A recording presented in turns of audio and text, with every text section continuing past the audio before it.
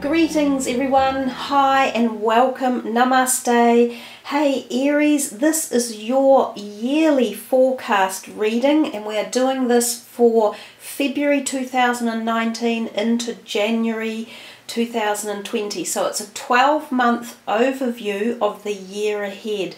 Now it is one card per month, so it's a very brief overview, but it gives you a basis or a fundamental ability to look into the month and see where a month is headed, and then it's up to you to decide whether you want to shift it up, change it out, lighten it up, or add to it, with depending on the cards that arrive for your month indicator. So let's start shuffling. Remember, in January we have just had the eclipses. There are 2 eclipses to start the year off for 2019. They were quite powerful, one on the 5th and one on the 21st. These eclipses can set the tone for many changes as the new year comes into focus or as the year evolves.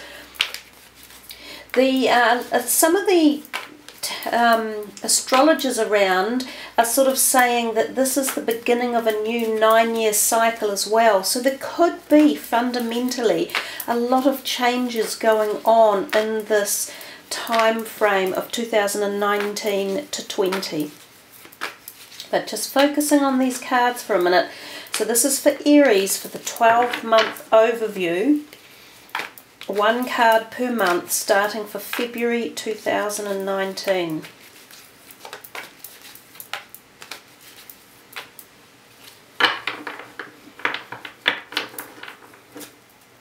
First card, Aries, for February is the 4 of Wands. Your second one for March is the Star. Your third one for April is the 10 of Cups. And your fourth one for May is the Tower. Your fifth one for June is the 8 of Cups. Then July is the 10 of Swords. August is the Moon. September is the Death card. Looks like a pretty big year coming up for you guys, Aries. October is the 6 of Pentacles, and I've noticed this card has been out already quite a lot for the beginning of this year, suggesting that this is a time of cycles. This is a card that really does resonate well with the giving and taking and ebbing and flow of life. November is the Magician. December is the 6 of Wands, and January 2020, as we move into the new year coming, is the 3 of Swords. Well, let's see what we've got here. 1, 2, 3, 4, 5 major arcanas out of 12. So that's, and when we talk about this, is not just 2019 but moving into 2020 as well. So it's an average amount of major arcanas.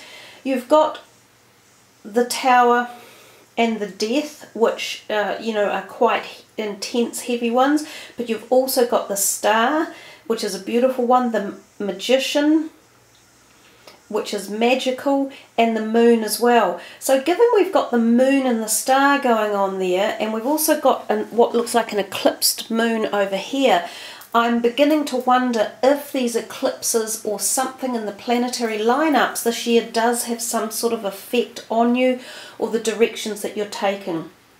Anyhow, let's start with the very beginning, the first card up on the left, which is February. As you move into February 2019, we see the 4 of Wands. It is a lovely card. It is traditionally known as happy events or occasions or feelings. Now, sometimes this card can turn up when there is something like a proposition in the air. Some of you may be or having intents on asking someone if they would like to move in with you or marry you. Some of you may be getting a proposition of such sorts. Some of you may be moving to a new home, or a home where there is just generally a really nice vibration or feeling. Now sometimes this is a temporary move and it can be symbolic of something like a holiday. So going on a holiday or a holiday home where you stay for a short time and you have an enjoyable time as well. So it can kind of reference sort of travel in the background. But the Four of Wands traditionally talks about feeling fairly comfortable with home and in the environment we're in. Sometimes it tends to say to us that you could be moving out of a period of time where you didn't feel your home was full of harmony, or there was some angst or some negative vibrations around it, and that good energies could be flowing in. So this is quite nice as we're moving into the beginning of 2019, into that second month period. It feels nice and harmony filled and balanced around your home environment. We move next to the star, which has really got the shining light of the salt lamp in the background on it, so it makes it a little bit hard to see her actual artwork. So I might just turn the salt lamp off, which will make it easier for you to see the card. So the star is a magical one in a reading. Now, interestingly enough, it has always been heralded as saying that when the star is around, if there are any cards that have a slightly negative feeling or a darker feeling around it, then it lightens that feeling. Now, it's quite nice that the star is positioned where she is, because she kind of lightens the feeling of the Tower and the Ten of Swords. She's also known, and it's funny, I just read this yesterday, and I thought to myself, I'm sure this is going to come in use for some of the readings. I knew the star would come out. You know, when you look up at the sky and you see a shooting star going past, people would say, make a wish upon a star. And also sometimes when you saw the first star of the night come out, if you were watching the sky at night, you could make a wish upon a star.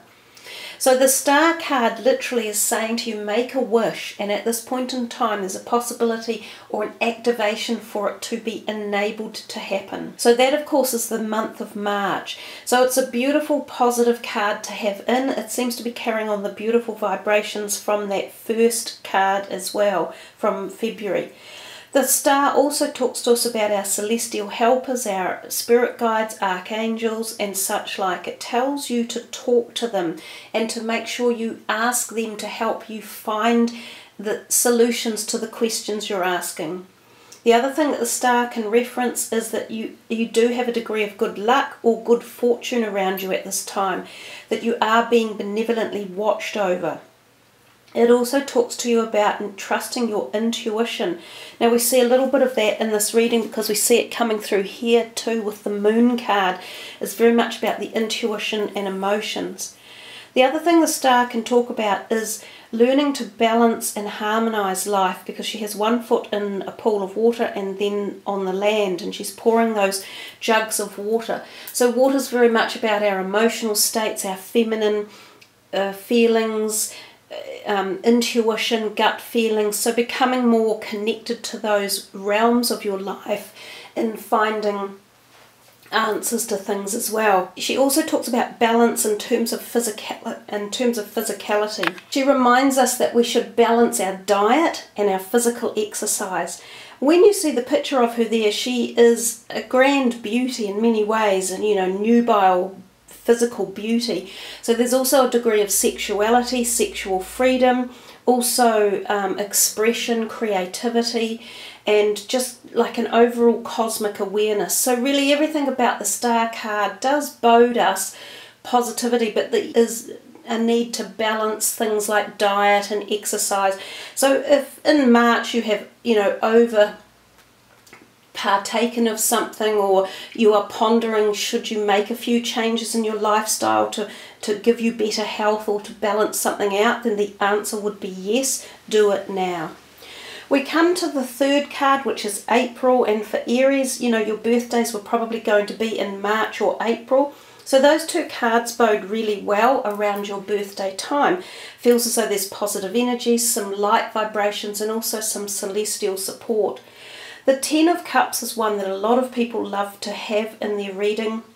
It signifies support, nurture, trust, loving, strong relationships, and the rainbow is almost like another wish card. It feels as though some of you are going to get your wishes appearing, or your wishes coming true, or eventuating, or being instigated one way or another up through this kind of time frame up here. So the Ten of Cups talks to us about the fact that you could feel nurtured or loved, or that there could be strong family support around you. Sometimes this shows itself in ways that you might meet with some family or group with them or friends, or there's some extra nourishment or bolstering or support. I meant to say that for this too. Sometimes this card back here in February talks to us about attending events such as weddings or birth of a baby or the celebration of something as well. So there could be parties or events that you're also attending or even hosting.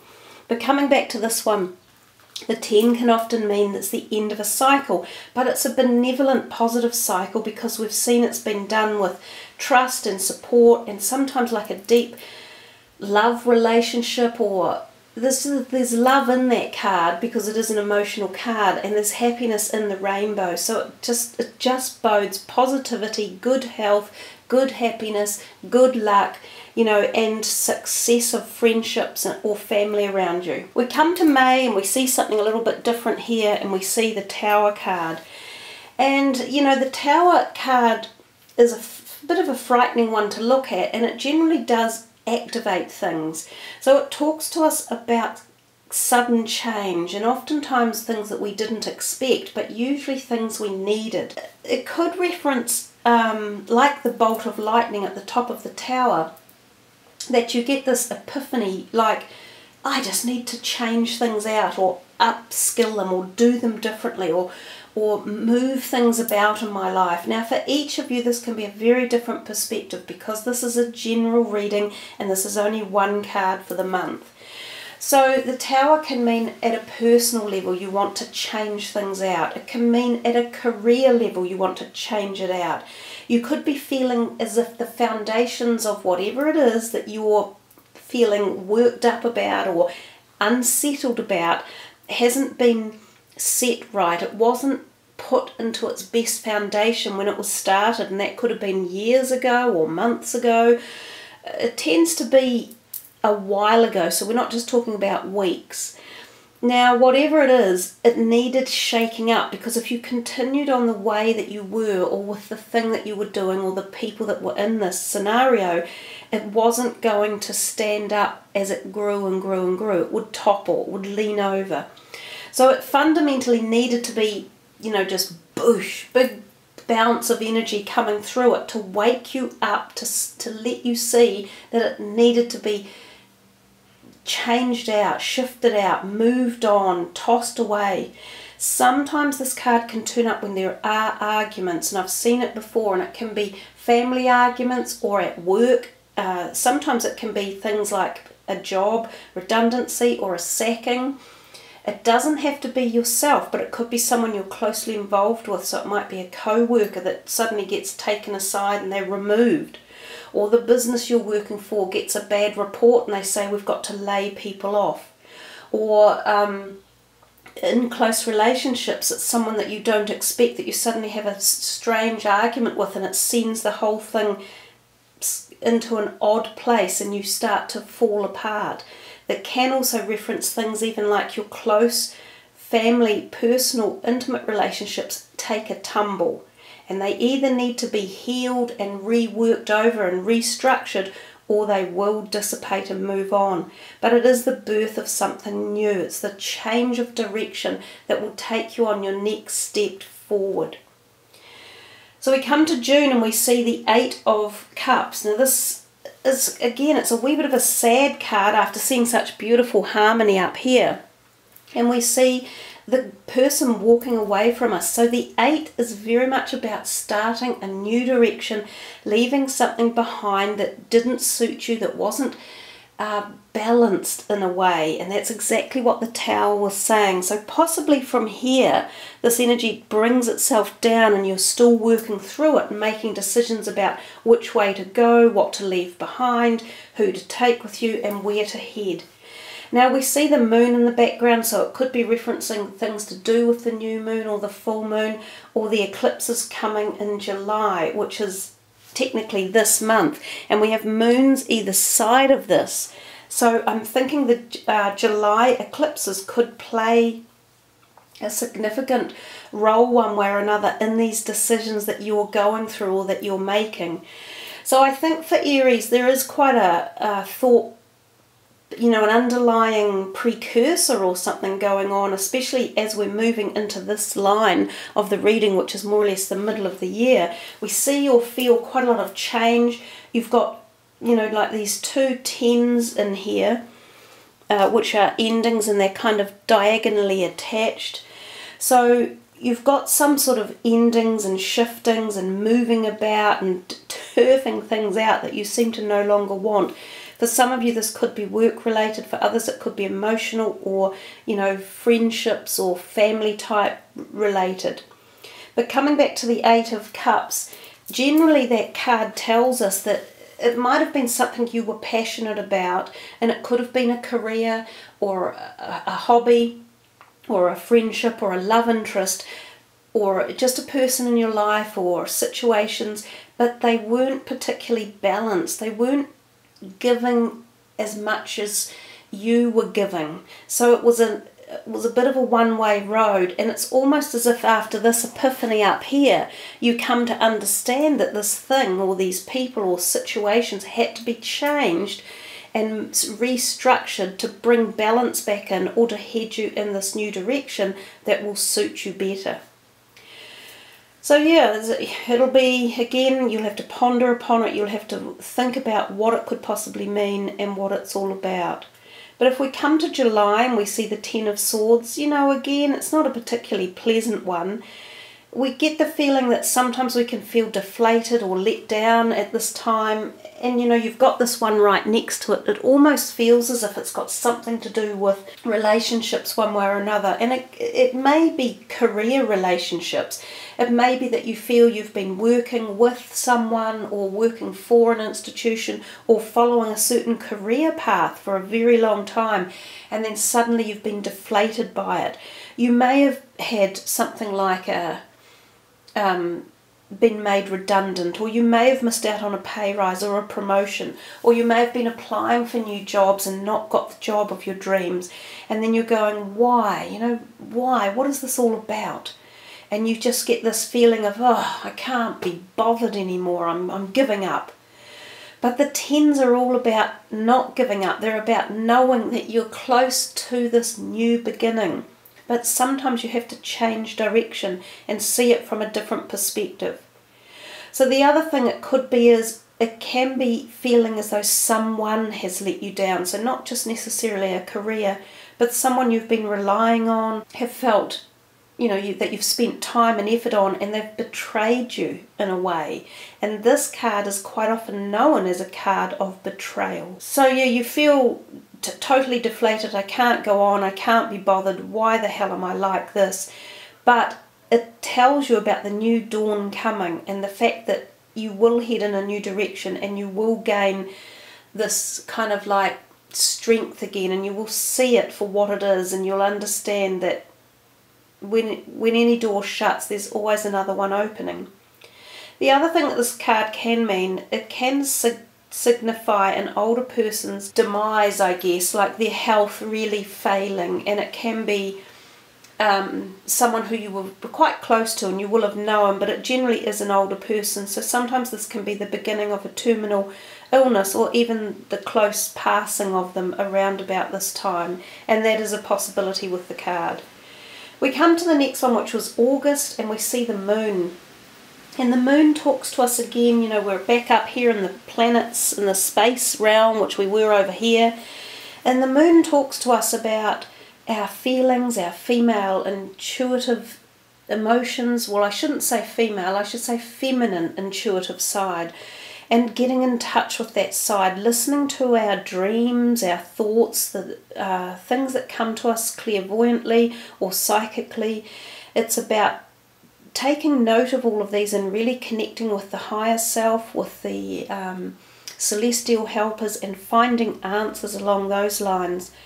So sometimes it talks to us about balancing the hormones and our emotions, which we talked about balance up here, and we're diagonally attached again.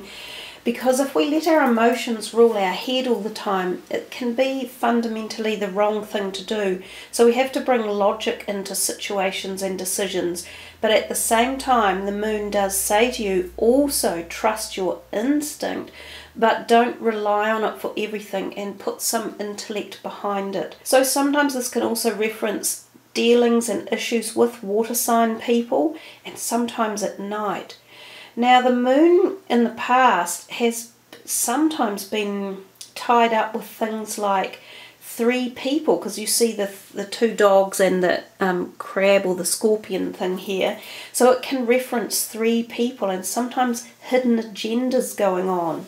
And interestingly, this one down here can sometimes suggest 3 people and sometimes hidden agendas going on. So there's a possibility during the year of some stuff in the background that you're either keeping secret or it's being kept secret from you. And it's either, it can be business related issues, it can be personal and more like relationship style things going on. But I think for that card, the moon, it does also tell you to be a little bit cautious of who you're dealing with and make sure that things are above board, both from your own end and the end of anyone that you are uplifting any business dealings with or signing money over to or things along those lines. We come next to September and we see the Death card. So you've got this whole stash of, you know, quite intense major arcana cards going on over there. And unlike the beautiful Magician and the Star, who are sort of separated, and these 3 are conglomerating together, they are what we would call the slightly heavier ones in the major arcana deck. The Death card is again about new beginnings and rebirth. It's the same as this kind of thing over here. So that energy still seems to be flowing on a little bit.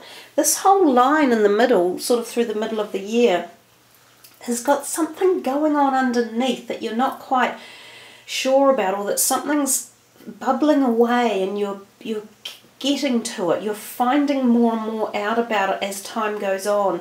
And some of the things will affect you emotionally, and some of them are going to obviously take a bit of energy out of you and zap you a little bit. But I think you get a bit more clarity as we move down into this line and we see a little bit more vision and a bit more determination coming back in.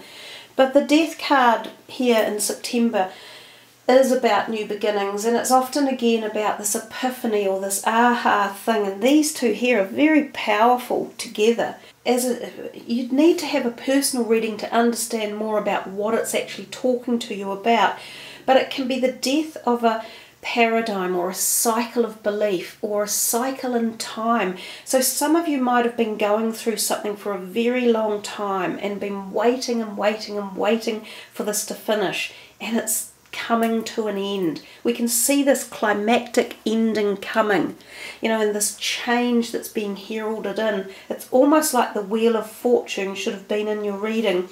I wonder what the bottom card on the deck is. It's the Strength card, which is a nice card to have, but I felt like the card on the bottom could be quite relevant and could be quite strong, and it is Strength. So your inner strength will get you through whatever it is that it's like you're waiting for this cycle. It's like you've waited for the Grim Reaper to come along and cut it out and get rid of it. So for some of you, this is a health issue. You know, like you've been waiting and waiting to get better. For some of you, this is like waiting for a better cycle to come around. You know, a planetary cycle. It could be affiliated with that because we've got these moons, we've got the eclipses, we've got planets coming and going and retrogrades coming and going.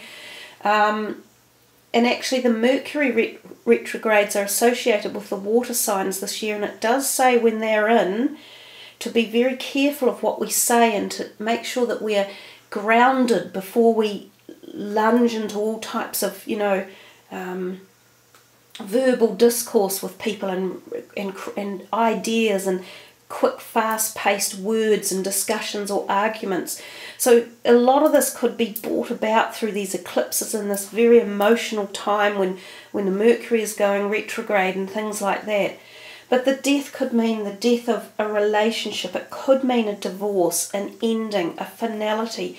It could mean for a business that you've had, it might not be, you know, might not have lasted, or it might not have worked, and it's time to let go and time to move into something new.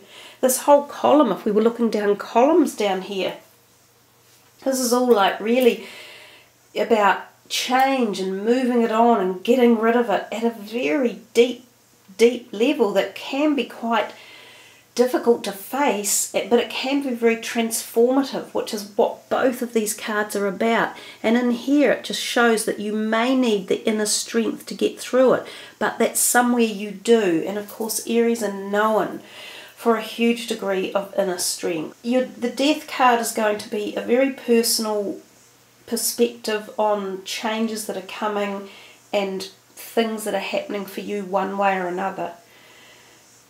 And as we say, when one door closes, another opens, and that's the only certainty in life, that nothing remains the same, nothing is constant. The only constant thing in life is change. But if we come on through to October, remember too, September is the equinox on the planet, it's the change of seasons on the planet, and we quite often see turbulent energies around that time. So there could even be something planetary wise that creates this issue of the Death card. But we come down here and we see the Six of Pentacles for October, and this card is very much about the cycles of life. We've seemed to have come full cycle within this reading. It seems as though 2019 could be a big year of transformative change and things happening and ushering out the old and getting rid of things that are not supporting you or nurturing you, but loving and honouring those that are. So the Six of Pentacles is about benevolence and good fortune, giving and taking. You could either be in the position to give out to people, either financially or through your knowledge or time or wisdom or love or guidance, or you could be in the position where you are wanting help and support or nurture, and even possibly financial. So again, for each of you this will be a different philosophy and a different perspective of what is happening. We come to November and we see the Magician. Oh, before I go any further, in July, this card can also mean physical health, not the best, and it can mean back pains, shoulder pains, things that need addressing. You might even need to see a chiropractor or somebody about your bones. Like some of you may have x-rays that are required, and some of you may even have like a surgical procedure. That's just another thing with that card. But we come back down to November with the Magician. Boom! I love him. Him and the Star, two beautiful fortunate cards. The Magician tells you there's magic in the air, and you just have to see it and you have to breathe it and believe it. When he comes in, there's so much that's just in the ethers. You need to have your glasses on, you need to be looking, you need to be vigilant, because if you're not, some golden opportunities will pass you by. And that's why readings like this can be really beneficial, because if you understand in advance what could be happening in a year, you can learn how to deal with it, or what to look out for, or what to avoid. And that's why this can be beneficial. So in November, prepare for the magic, prepare for opportunities, prepare for amazement in many, many different ways. And again, for each of you this could be different, but don't let it just pass you by. December comes and we see the Six of Swords. Now this is quite often physically a travel card, so possibly some of you will be traveling in December, and it may involve water. Sometimes it involves going on a boat to somewhere. Sometimes it means you fly somewhere over water. Sometimes it's for holidays, sometimes it's for business. Now the other dynamic of this card is that it means you're moving out of rougher waters into smoother waters. So you feel as though you have addressed all this emotional type of baggage that could have been going on, and you're preparing yourself to move forward into a smoother time. So for some people this even means moving house, shifting house, moving out of a tenure that was not happy, it was causing angst, or there were negative emotions, or there could have been abuse or fighting, and you are moving away from that into something more stable and more positive. So that's kind of how you're ending 2019.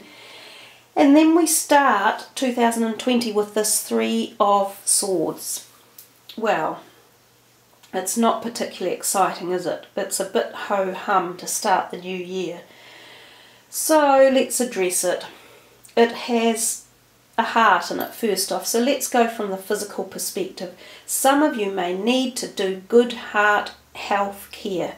Check up on your heart. Go and have an x-ray or a cardiogram, or blood cholesterol levels, or a blood pressure levels, or go on a diet. Reduce your cholesterol, reduce your blood pressure, do exercise, eat well. It doesn't sound much fun for the beginning of the new year, but it could be a really prudent message for some of you. For others, it can literally be a broken heart. So sometimes this is feeling grief. This can be a loss of someone at one way or another. So it can be a physical loss. They could walk away. Someone else could be ill.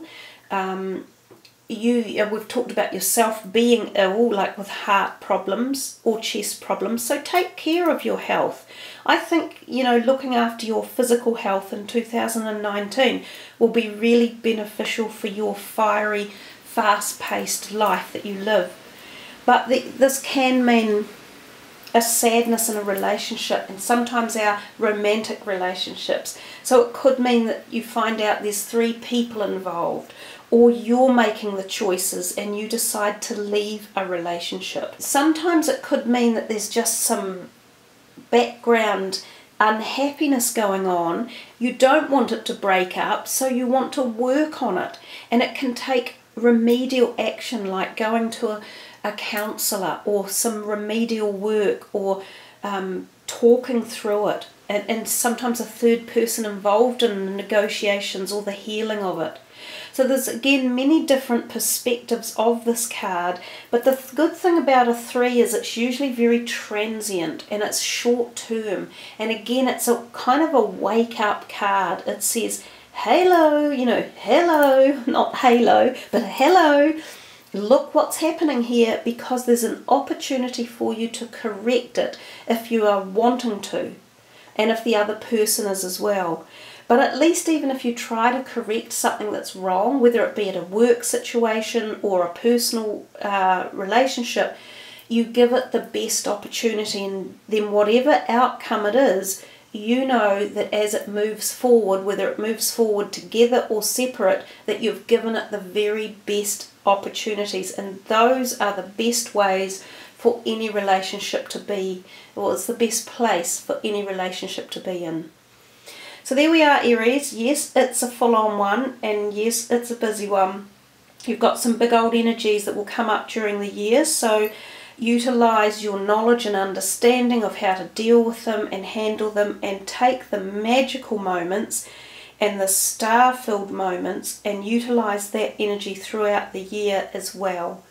So thanks for listening, everyone. Please sub the channel and push the little notification button so that you get the notifications, because for some reason sometimes my uploads are really hard to find.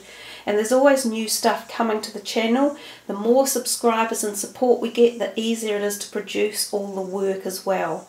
So thanks again, everyone. I do wish you a really happy, positive, support-filled, magical year ahead for 2019. Much love. Namaste.